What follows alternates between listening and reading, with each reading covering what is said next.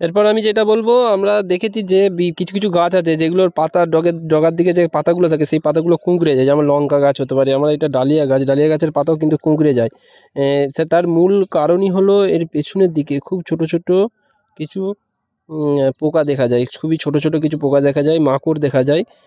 সেই মাকড়গুলো কি করে, এই যে আমাদের পাতার পেছনের দিকে থাকে, সেই পাতাগুলো দেখা যায় না খালি চোখে, সেই পাতার রস চুষে পাতাগুলোকে পুরো কুঁকড়ে দেয়। আর তার ফলে গাছটি পুরো জরাজীর্ণ অবস্থা হয়ে যায়, এবং তার ফলে যে ক্লোরোফিল ভালোভাবে উৎপন্ন হতে পারে না, সেই কারণের জন্য গাছে খাবার তৈরি করতে পারে না। সেই কারণে যেসব গাছে দেখবেন যে পাতায় কুঁকড়ে যায়, সেই গাছে অবশ্যই ভালোভাবে কাজ করে এই কাকা।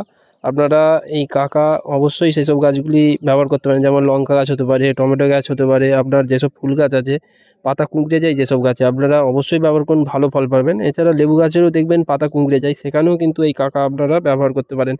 আমার এটা ডালিয়া গাছ, ডালিয়া গাছে আমি কাকা স্প্রে করেছি, দেখুন পাতা অনেক স্ট্রেট আছে, কিন্তু যদি এরকম পাতা কুঁকড়ে প্রথমের দিকে কিন্তু কুঁকড়ে গিয়েছিল, এটা কাকা স্প্রে করার ফলে এখন মোটামুটি অনেকটাই লাইনে এসেছে গাছটি।